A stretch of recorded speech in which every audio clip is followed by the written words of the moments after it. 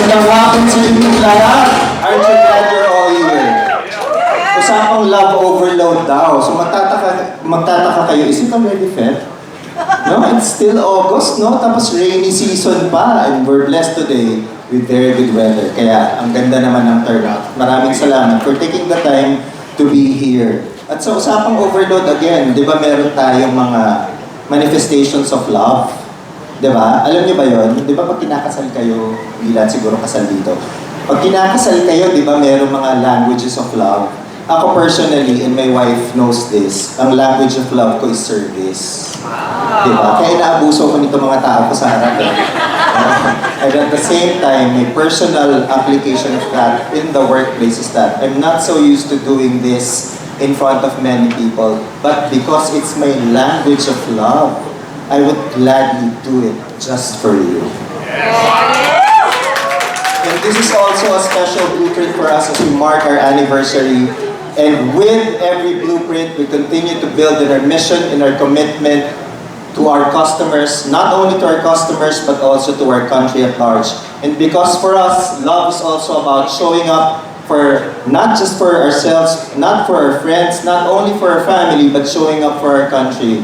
Kasi kung ang aspiration natin in life doesn't go beyond our aspirations for ourselves, why even wake up in the morning if it's not for the country?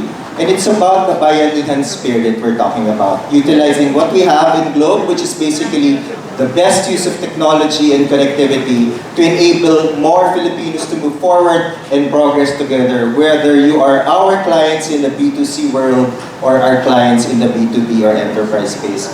In our first edition of Blueprint this year, we talked about how connectivity is no longer just a convenience item. It has become a non-negotiable lifeline, an essential utility. Lahat po ng mga tao dito in B1 today ay may smartphone.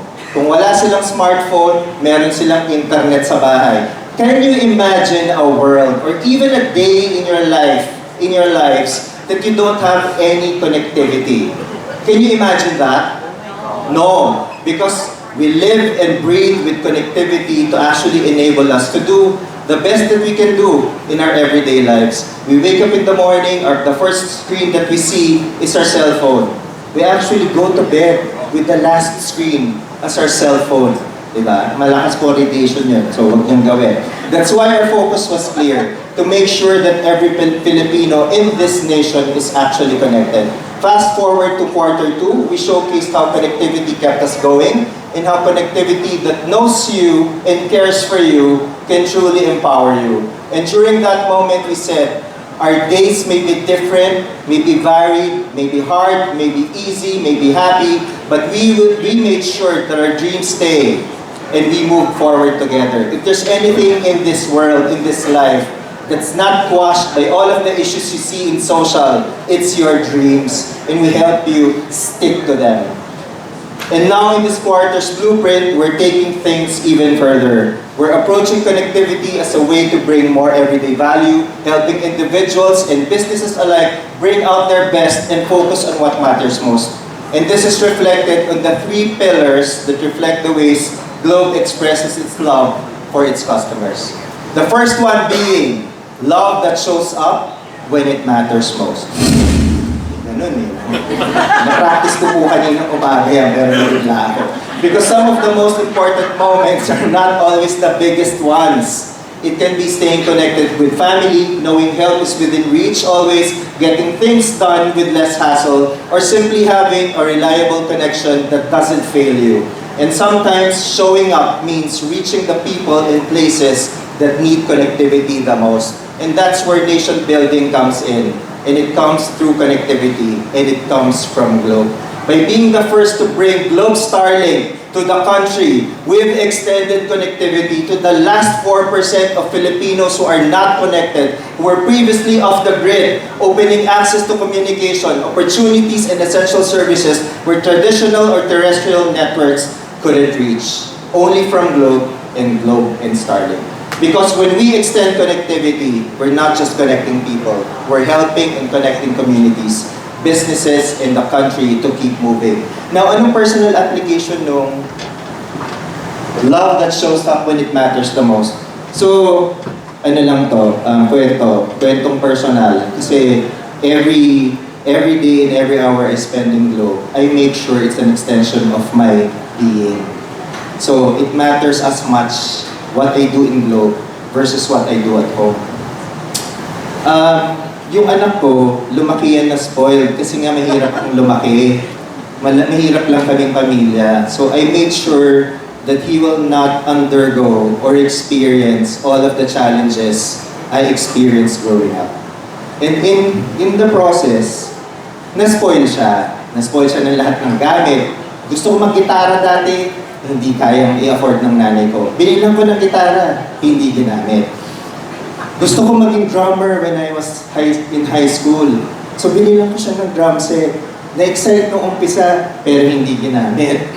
Music production student yung anak ko, nag-graduate na siya. And so, para malaman niya how to write songs, he should hear the notes himself, right? And identify them. So he can write the chords and make music.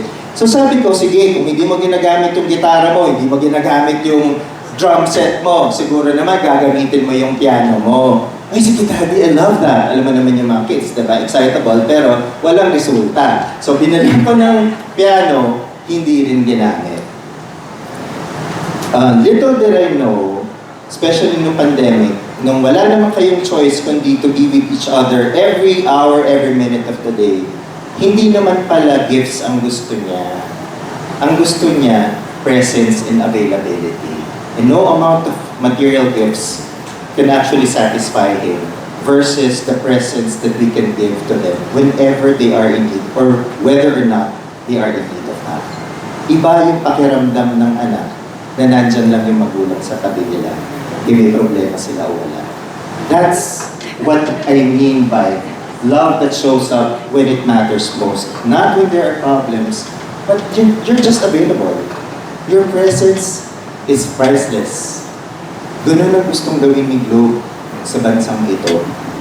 Now, may boom ulit. Second, love that brings more to every day. That's I'm enjoying it. Oh my God, I'm enjoying it. Oh God. Because connectivity is now part of how we live, move, work, play, and discover. So we're bringing together not just convenience, but also value and personalization to help customers make the most of their time and enjoy more of the things they love. Now, versus nung una, iba presence and availability, yung personal application ko in my life. This one naman, nung pagpalagi ko siya nare-regaluhan ng mga things na alam kong gusto niya, iba yung level of gratitude at pasasalamat. Parang thank you daddy, I love you. Thank you daddy, I love you. It's the same every year. So I changed it a bit, like 2 years ago, when I just didn't give a gift, but I wrote him a long love letter. Sabi niya sa akin, this was what I was waiting for to receive as a gift. No amount of money can actually substitute for this one. So, and that means, kailangan personalized yung gifting. Hindi yung kung ano, mura sa Marks and Spencer, oh, bila ako na 10 niya, bigay ko sa mga staff ko. Siyempre, matutuwa yung mga staff nyo. Pero iba, kapag alam nila, inisip mo, kasi kilala mo sila. So it's not just about giving them something, it's giving them something that they will appreciate because they know that the giver knows them well. And so it's about personalization. Kaya yun naman yung ibig sabihin nito. Brings more to every day. If it's not personalized, it's not more. It's not as relevant. It doesn't evoke the feeling that the giver knows the recipient. So we're heavy on personalization. And finally, love that brings us together just for you. Because beyond the connection itself are the experiences that make life more personal and meaningful. And so we want to give customers more ways to enjoy, more ways to connect, and more reasons to feel valued. Through experiences, rewards, and possibilities designed around what matters to them. Hindi random, inaral natin para ma-appreciate ng beneficiary.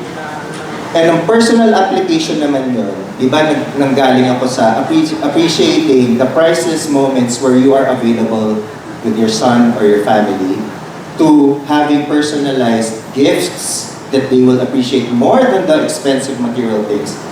Etong love that brings us together just for you, ang application yan sa buhay ko.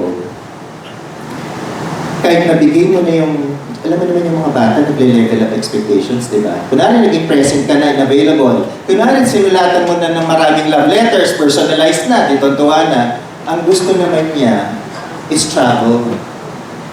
Versus bigyan ko siya ng kotse, gusto niya mag-travel kami together. Because it creates lasting, unrivaled, and precious core memories that they will always remember no matter what.